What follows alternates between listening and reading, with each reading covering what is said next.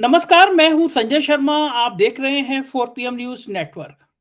मैं जब 9th class में था तो मेरे एक बहुत फेवरेट टीचर हुआ करते थे।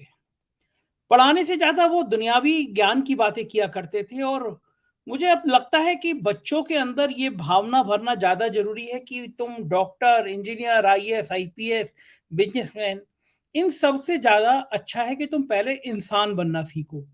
अगर आपका बच्चा इंसान बन जाएगा तो यकीन मानिए वो किसी भी आईएएस, किसी भी आईपीएस, डॉक्टर, इंजीनियर इनसे कहीं बेहतर मिल जाएगा, बन जाएगा इंसान अपनी ज़िंदगी में। तो मुझसे वो शिक्षक कहा करते थे कि ज़िंदगी में एक बात याद रखना, कभी बड़े आदमी बन जाओ, कभी ताकतवर बन जाओ, कभी पैसे वाले बन जाओ, कभी घमंड मत करना, अहंकार मत लाना, क्योंकि अहंकार जो है वो मनुष्य का सबसे बड़ा दुश्मन होता है। और हम सब लोग तो बचपन से पढ़ते आए हैं, रामायण का भाव ये है कि अहंकार रावण का भी नहीं था, ये बात सब कहते हैं। तो आप सोच रहे होंगे कि मैं क्या फिलॉसफी की बातें आज आपसे कर रहा हूँ, लेकिन मुझे बातें याद आ रही हैं कि एक शख्स था जिसको पप्पू पप्पू कह के जिसका मजाक सत्ता उड़ाया करती थी। और वो मैं बड़ा हैरान था कि वो शख्स कभी पलट के कुछ कहता नहीं था और लोग मान रहे थे कि वाकई में पप्पू है, क्योंकि पूरी बीजेपी, संघ, कॉर्पोरेट हाउस, मीडिया के घराने सब उसको पप्पू पप्पू कहते रहे। वो व्यक्ति शांत रहा और उस व्यक्ति ने शांत रह के सब आरोप झेल झेल के अपने शरीर को साधा, अपने तन और मन को साधा और फिर भारत जोड़ो यात्रा के बाद एक नए रूप में सामने आया। उस शख्स की आज बिछाई हुई रणनीति ने देश में एक नया नया विमर्श पैदा कर दिया। विमर्श ये है कि एक तरफ सत्ता की ताकत है, एक तरफ अहंकार है और एक तरफ तानाशाह है। ये तानाशाह जो शब्द है ये आम आदमी से लेकर राजनीति के गलियारों में इस हद तक स्थापित हो जाएगा, ये मैंने भी कल्पना नहीं की। जो भक्त हैं, मैं जिस सोसाइटी में रहता हूँ बड़ी पॉश सोसाइटी है और शायद 95% 2014 में भक्त से दो 95 से भी ज्यादा 2014 में भक्त थे। कहा करते थे कि वास्तव में हमारे प्रधानमंत्री जी भगवान विष्णु का अवतार है। लेकिन अब उनमें से बहुत बड़ी संख्या में लोग कह रहे हैं कि प्रधानमंत्री जी में अहंकार आ गया है, डिक्टेटरशिप आ गई, ये ठीक नहीं है। और ये बात मेरी सोसाइटी के लोग नहीं कह रहे। मैंने मैं उन पत्रकारों में से हूं जो बहुत ज्यादा लोगों से संवाद करना पसंद करता हूं, गांव में जाता हूं, लोगों से लगातार बात करता हूं, कहीं घूमता हूं तो मैं टैक्सी वालों से, रिक्शे वालों से, चाय पीने वालों से, ठेले से, इन सबसे बात करता रहता हूं। तो मैं अपने अनुभव के आधार पे कह सकता हूं कि ये शब्द भारत के जनमानस में कहीं ना कहीं बहुत अंदर तक बैठ गया कि सत्ता अहंकारी हो गई है।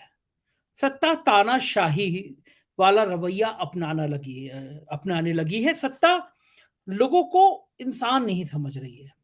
और देखिए, भारत का जनमानस, भारत का आम आदमी, भारत का आम नागरिक कुछ भी बर्दाश्त कर लेता है, लेकिन एक शब्द से उसे बड़ी आपत्ति है। अगर से उसे लगे उसकी सत्ता अहंकारी है, नशे में डूबी हुई है, आम आदमी को आम आदमी नहीं समझ रही है, तो कहीं ना कहीं क्रांति होती है। इंदिरा गांधी के खिलाफ भी बगावत इसी इसी तेवर, इसी इसी अंदाज में सामने आई थी। राहुल गांधी ने इंडिया की मीटिंग के बाद, मुंबई की बैठक के बाद कुछ चीजें लोगों के मन को छूने वाली कह दी। जो चीजें सामने निकल के आई वो उसने दिखा दिया कि त्याग की भी राजनीति में एक विशिष्ट भूमिका होती है। राहुल ने कहा कि मुझे संयोजक पद नहीं चाहिए, मेरी नाम की आप मेरे नाम के प्रधानमंत्री पद के ख्वाब भी छोड़ दीजिए, मुझे कोई पद ही नहीं चाहिए। और ये बात सब जानते हैं। जो राजनीति को जरा सा भी जानता है वो उसको पता है कि मनमोहन सिंह के प्रधानमंत्री रहते राहुल गांधी जब चाहते तब प्रधानमंत्री बन सकते थे। कहा भी मनमोहन सिंह ने, लेकिन राहुल ने कोई भी पद लेने से मना कर दिया। एक तरफ जहां प्रधानमंत्री बनने के लिए सारे राजनीतिक दांव पेच इस्तेमाल किए जा रहे हैं, सेना से लेकर ईडी, सीबीआई, इनकम टैक्स, किस किस का उपयोग किया जा रहा है, और दूसरी तरफ एक आदमी अपनी भोली सी मुस्कान से कह दे रहा है कि मुझे कोई पद नहीं चाहिए। तो त्याग बनाम तानाशाह, राहुल गांधी ने ये जो लंबा दांव चल दिया है, ये राहुल गांधी ने अ, अपने आप को जिस रूप में प्रस्तुत कर दिया है वो भारतीय जनमानस के मन में कहीं बहुत भीतर तक बैठ गया है। और राजनीति के इस बदले हुए स्वरूप का नतीजा मुंबई में देखने को मिला, जहां दो एक राज्य के दो धुर विरोधी भी वहां पे मौजूद दिखाई दिए। अब जैसे मैं कश्मीर घूमने आया तो कश्मीर में आम लोगों से भी बात करेंगे आप तो कहेंगे कि महबूबा और उमर दोनों एक दूसरे के धुर विरोधी हैं, लेकिन दोनों इस बैठक में मौजूद थे। जबकि अभी 2 दिन पहले सुप्रीम कोर्ट में कहा है सरकार ने, केंद्र सरकार ने, कि हम जम्मू कश्मीर में कभी भी चुनाव करा सकते हैं। हमारी मतदाता सूची लगभग फाइनल हो गई है। पहले लोकल बॉडी के चुनाव और फिर चुनाव हो जाएंगे राज्य में। तो राज्य में जब चुनाव होंगे तो ये दोनों एक दूसरे के धुर विरोधी हैं, लेकिन दोनों इंडिया के साथ हैं। तो ये मैसेज है, बहुत बड़ा मैसेज है। बंगाल में लेफ्ट और ममता बनर्जी एक दूसरे के खून के प्यासे हैं। कांग्रेस से भी ममता बनर्जी के संबंध सहज नहीं है, बहुत तीखे हैं। अधीर रंजन चौधरी तो बार बार बगावत ही कर जाते हैं इस रिश्ते को लेकर, लेकिन तब भी उस बैठक में लेफ्ट और ममता साथ है। ये जो नया प्रयोग है, जो नीतीश कुमार ने बिहार से जो चिंगारी लगाई, इस महाताकत, एनडीए वाली महाताकत, जिसके गठबंधन में पॉलिटिकल पार्टियां तो अब आई हैं, लेकिन ईडी, सीबीआई, इनकम टैक्स पहले से उस बीजेपी की ताकत थी, पहले से उस हुकूमत की ताकत थी। उस ताकत से 1 डेढ़ साल पहले बाहर आ जाना नीतीश कुमार का, और अपने उस समय के विरोधी कहे जाने वाले तेजस्वी और लालू से मिल जाना, ये कहीं ना कहीं कांग्रेस की, राहुल गांधी की और मल्लिकार्जुन खड़गे की बहुत बड़ी कामयाबी है। और ये संकेत है उत्तर प्रदेश में अखिलेश यादव और मायावती के लिए। अखिलेश यादव तो गए वहां पे, क्योंकि ये अखिलेश यादव को भी पता है कि अगर वो कांग्रेस के साथ गठबंधन में लोकसभा का चुनाव लड़ते हैं तो ये तय बात है कि मुस्लिमों की 100% मतदाता मतदान जो होगा उसका एक बड़ा बहुमत है, यानी अगर 100% वोट मिलेंगे तो पड़ेंगे तो उसमें से 90 से 95% वोट हर हालत में इस गठबंधन को चले जाएंगे। ये आम चर्चा है, क्योंकि अगर सपा और कांग्रेस का अलायंस होगा तो मुस्लिम मतदाता एक जगह रहेंगे। जो रणनीति है, जो अंदर के सूत्र बता रहे हैं, उसमें खड़गे जी को भी समझाया जा रहा है। बहुत बढ़िया टीम बन गई है कांग्रेस की। वो समझा रही है कि उत्तर प्रदेश और गुजरात दो ऐसे राज्य हैं जहां से प्रधानमंत्री जी को सबसे ज्यादा उम्मीद है। उनको उम्मीद है कि गुजरात और उत्तर प्रदेश से इतनी ज्यादा सीटें आ जाएंगी, जो थोड़ा बहुत नुकसान होगा वह पूरा कर लेंगी। लेकिन उत्तर प्रदेश में ही जो राहुल गांधी ने प्लान बना लिया है प्रधानमंत्री को घेरने का, वो पूरी भाजपा को पसीने ला सकता है। एक दांव और मोदी जी की सारी बाजी उलट सकती है। उस दांव की बहुत जल्दी रूपरेखा हम सबको देखने को मिल सकती है। आज मुझे कांग्रेस के एक बड़े नेता जो इंडिया की बैठक में भाग लेने मुंबई गए थे, उन्होंने फोन पे मुझे बताया कि बहुत जल्दी आप देख सकते हैं कि पश्चिमी उत्तर प्रदेश से यात्रा एक शुरू होगी, जिसमें जयंत, अखिलेश और राहुल गांधी आपको चलते हुए नजर आएंगे। बीच में मल्लिकार्जुन खड़गे और नीतीश भी इस यात्रा में शामिल हो सकते हैं। अगर ये प्लान सच में साबित हो गया, अगर ये प्लान सही में जमीन पे उतर आया, तो भारतीय जनता पार्टी को उत्तर प्रदेश भी उतना आसान नहीं रहेगा। अगर मल्लिकार्जुन खड़गे इस मोर्चे के साथ उतरते हैं, उत्तर प्रदेश की रायबरेली या किसी एक सुरक्षित सीट से चुनाव लड़ते हैं, रायबरेली एक बहुत पसंदीदा सीट रही है कांग्रेस की और सोनिया गांधी नहीं लड़ेंगी, ये बात सब जानते हैं।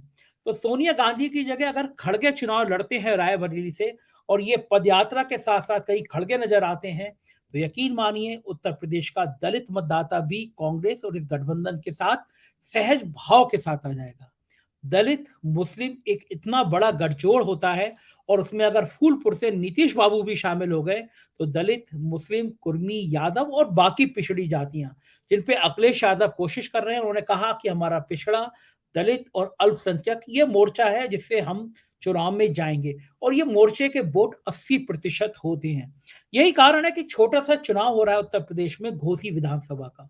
आपको यकीन नहीं होगा, 1.5-2 दर्जन मिनिस्टर लगातार कैंप कर रहे हैं। दोनों डिप्टी सीएम वहां पे डेरा डाले हुए हैं, चीफ मिनिस्टर वहां हैं। एक छोटे से चुनाव में पूरी ताकत लगा दी है बीजेपी ने। सत्ता के जितने जितने प्रभाव हो सकते हैं सब घोसी में इस्तेमाल किए जा रहे हैं, क्योंकि ये पता है कि अगर ये चुनाव हार गए, छोटा सा उपचुनाव अगर हार गए, तो ये संदेश आएगा कि इंडिया का गठबंधन का पहला चुनाव था जिसमें कांग्रेस ने सपा को सपोर्ट किया और ये चुनाव हम हार गए। और मजे की बात यह है कि समाजवादी पार्टी ने यहाँ किसी पिछड़ी जाति को नहीं, एक ठाकुर जाति के प्रत्याशी को टिकट दिया, जबकि भाजपा ने एक पिछड़ी जाति के दारा सिंह चौहान जो सपा के विधायक थे उनको टिकट दिया। तो ये एक प्रयोग है। तो उत्तर प्रदेश में ये जो गठबंधन की घेरने की तैयारी है, ये भाजपा को परेशान कर रही है। मोदी जी को लग रहा है कि वाराणसी में अगर प्रियंका गांधी चुनाव मैदान में उतर गई हो, तो भले मोदी जी जीत जाए, लेकिन प्रियंका गांधी पसीने तो ला देंगी, इसमें कोई दो राय नहीं है। प्रियंका गांधी की अपनी शैली, अपनी भाव-भंगिमा और लोगों को अपील करने की जो शैली है, जो अदा है, वो बहुत ज़्यादा लोगों को भाती है। ये जो गठबंधन बन रहा है, जो गठबंधन बन गया, भारतीय जनता पार्टी को इसकी उम्मीद नहीं थी। दरअसल साहब को उम्मीद नहीं थी, लेकिन अब साहब को धीरे से सोचना चाहिए। इस गठबंधन को बनाने में सबसे बड़ी भूमिका उनकी है। स्टालिन से शुरू हुई है और केसीआर से होते हुए तेजस्वी तक आ जाइए। ईडी के और बदले में आप बगल में बंगाल में भी चले जाइए, तो अभिषेक बनर्जी को जिस तरह परेशान किया गया, राज दर राज आपको ईडी, सीबीआई, इनकम टैक्स की एक श्रृंखला मिलेगी, चाहे उसमें आम आदमी पार्टी हो या फिर बाकी पार्टियां हो। मनीष सिसोदिया लंबे समय से जेल में बंद हैं। तो इन सब अपोजिशन के लीडर्स को ये बात समझ में आ गई कि अगर वोटों का बंटवारा हुआ, अगर हम अलग-अलग लड़े और 2024 में मोदी जी को फिर सत्ता मिल गई, तो शायद हम भविष्य की राजनीति करने लायक बचेंगे ही नहीं। इसलिए ज़रूरी है कि एक के मुकाबले एक प्रत्याशी, यानी अगर भारतीय जनता पार्टी का प्रत्याशी है, तो उसके मुकाबले में सिर्फ एक प्रत्याशी खड़ा करने की रणनीति बनाई जाए। उत्तर प्रदेश में मायावती को भी संदेशा भिजवाया गया। लोग बता रहे हैं कि जब तक अभी चुनाव डिक्लेयर नहीं हो जाते, चुनाव से 1 डेढ़ महीने पहले तक मायावती कोई डिसीजन ले नहीं पाएँगे, क्योंकि उनके भतीजे की तमाम इनकम टैक्स में जाँचें चल रही हैं, ईडी, सीबीआई पीछे लग सकती है, ऐसा लोग मान रहे हैं कि मायावती अगर कोई फैसला लेंगी तो चुनाव से 1 या 2 महीने पहले लेंगी, लेकिन मुझे लगता है तब तक बहुत देर हो जाएगी। क्योंकि भारतीय जनता पार्टी दिसंबर में चुनाव करा ले, अप्रैल मई में करा ले, ये अभी किसी को अनुमान नहीं है। जिस तरह से विशेष सत्र बुलाया गया है, उसमें क्या बम फोड़ेंगे, क्या चीज़ नई निकाल के लाएँगे। मोदी जी अपने फैसलों के लिए, चौंकाने वाले फैसलों के लिए जाने जाते हैं। तो इस वाली 17 सितंबर के विशेष सत्र में मोदी जी कौन-सा नया एक फ़ॉर्मूला निकाल के ले आएँगे, ये कहना भी बड़ा मुश्किल है। असल में भारतीय जनता पार्टी के पास जो फीडबैक है, जो आरएसएस के पास फीडबैक है, जो प्रधानमंत्री जी के पास फीडबैक है, वो बहुत निराशाजनक है।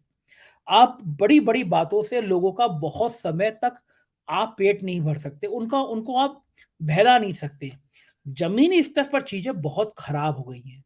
गोदी मीडिया भले वो, जैसे आज मैं देख रहा था इंडिया की बैठक खत्म हुई तो सुधीर चौधरी अपना ब्लैक एंड व्हाइट शो लेकर आ गए कि ये इनसे नहीं बोला, ए बी से नहीं बोला, बी ने चाय नहीं पी, सी फ्लाइट पकड़ के चला गया। मतलब इतनी बेवकूफ़ी भरी कहानियाँ ब्लैक एंड व्हाइट पे सुधीर चौधरी फरमा रहे हैं। ऐसा लग रहा है कि जैसे वहाँ कोई बैठक ही नहीं हुई थी, सब एक-दूसरे के साथ फ़ोटो सेशन कराने गए थे। असल में इस तरह के पत्रकार जो तिहाड़ जेल में अभी रिश्वत लेके पकड़े गए और लाके फिर गोदी मीडिया का बड़ा चेहरा बन गए, ऐसे चेहरों को जनता ने पहचान लिया है।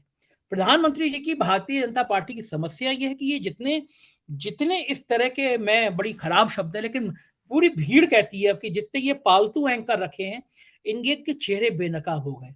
यही कारण है कि अब जब आपका शूटर आपके काम का नहीं रहा, फिर वो उसका उसका भला क्या काम आपकी ज़िंदगी में, आपकी राजनीति में। यही कारण है कि सुधीर चौधरी से ज़्यादा चरण चंबुक पत्रकार कोई होगा नहीं इस दौर में।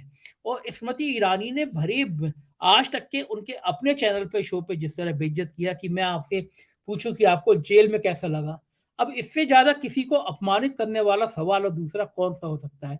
तो ज़ाहिर है ये एक वो दौर है जब प्रधानमंत्री जी को लग रहा है कि चीज़ें हाथ से निकल रही हैं, महँगाई बेकाबू हो गई है, बेरोज़गार इतनी ज़्यादा संख्या में इकट्ठे हो गए हैं, नौजवानों का गुस्सा इतना भड़क गया है कि चीज़ें मैनेज नहीं होंगी।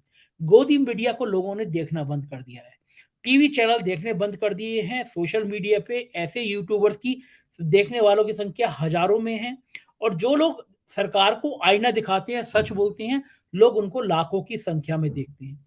तो सरकार को ये डर सता रहा है कि ये सोशल मीडिया पे जो भीड़ है, सोशल मीडिया पे सरकार की नीतियों के सच दिखाने वालों को जो लोग सुन रहे हैं, इसका मतलब कि ये देश का मूड है, देश का जनमानस है। हम लोग कोई पोल कराती है तो जनता जिस तरह से रिएक्ट करती है, चाहे महँगाई हो, चाहे बेरोज़गारी हो, चाहे किसानों की समस्या हो, ये एक जनता का मूड बता रहा है कि जनता बगावत के स्वर में आ गई है। और तानाशाह का सबसे बड़ा डर ये होता है कि लोग उससे डरना बंद कर देते हैं। राहुल गांधी ने जो हल्के से शुरुआत की तानाशाह शब्द की, जो भारत जोड़ो यात्रा के दौरान तानाशाह शब्द की शुरुआत करी, वो बहुत व्यापक हो गया है, वो बहुत बड़ा हो गया है। और यही कारण है कि इस शब्द के बड़े होने के बाद लोगों को ये लगने लगा है कि वास्तव में हुकूमत तानाशाही रवैया अपनाती रही है। और जैसे मैंने कहा कि इस देश में कुछ भी बर्दाश्त है, लेकिन तानाशाही बर्दाश्त नहीं है। तो भारतीय जनता पार्टी और संघ को समझ आ गया है कि ये वो दौर आ गया है जब भारत के जनमानस को बहुत दिनों तक मूर्ख बनाया नहीं जा सकता, जब भारत के जनमानस को बहुत दिनों तक बहलाया नहीं जा सकता, और जब हकीकत सामने आएगी, जब गोदी मीडिया भली पांचवी अर्थव्यवस्था कहता रहा हो, लेकिन गांव में ननकू के घर पे रोटी नहीं होगी, उसको मजदूरी नहीं मिलेगी, उसके बच्चे की दवा नहीं आएगी। मध्यम वर्गीय परिवार को जिस तरह से लुटाया है इस सरकार ने, उससे मध्यम वर्गीय परिवार के भी सपने टूट गए हैं। महंगाई, गैस का सिलेंडर आपने 5 गुना तक बढ़ा के फिर 200 रुपए कम कर दिया। अभी भी 2014 के मुकाबले में दुगने, ढाई गुने रेट पे सिलेंडर मिल रहा है। तेल, सब्जी सब कुछ महँगा हो चुका है। मध्यम वर्गीय परिवार की आमदनी का 15% पैसा महँगाई में चला गया है। तो आप जो ये बड़े-बड़े दावे अखबारों के पन्नों पे कर रहे हैं, टीवी चैनलों पे कर रहे हैं, दरअसल सबको पता है कि इनका हकीकत से कोई वास्ता नहीं है। यही कारण है कि अब उनको समझ में आ गया कि चीज़ें हाथ से निकल रही हैं, और राहुल गांधी का जो दांव है, अब वो मोदी जी की बाजी पलटता हुआ नज़र आ रहा है। अब ऐसे में लोग डर रहे हैं कि चुनाव नहीं कराएँ, चुनाव पहले कराएँ, चुनाव के बारे में कुछ नया शगुफ़ा निकाल के ले आएँ। तो सबको 17 सितंबर तक का इंतज़ार है कि इस सत्र को, विशेष सत्र को बुलाने का मंजूरी क्या होगी? क्या फिर धर्म के आधार पे फिर देश के अलग-अलग राज्यों में तनाव पैदा किया जाएगा? सतपाल मलिक पूर्व गवर्नर जैसा कह चुके हैं कि कुछ बड़े हमले हो सकते हैं, राम जन्मभूमि पे हमले हो सकते हैं, कुछ नेताओं पे हमले हो सकते हैं। ईश्वर करे ये सब आशंकाएँ गलत हो। कोई भी हिंसा का मार्ग हमारे देश को ना देखने को ना मिले। आराम से चुनाव हो जाएँ, आराम से राजनीति अपने पटल पर आ जाए, ये हम सब कामना कर सकते हैं। लेकिन हाँ, ये बात सही है कि अगले 5-6 महीने इस देश की राजनीति में, इस देश के भाग्य को बनाने और बिगाड़ने में बहुत बड़ी भूमिका अदा करेंगे। तो दिल थाम के बैठिए, जो भी होगा हम बताते रहेंगे। आप देखते रहिए 4PM न्यूज़ नेटवर्क। आपसे रिक्वेस्ट है, इस वीडियो के बारे में अपने कमेंट से ज़रूर अपनी राय से अवगत कराइएगा। शुक्रिया, थैंक यू।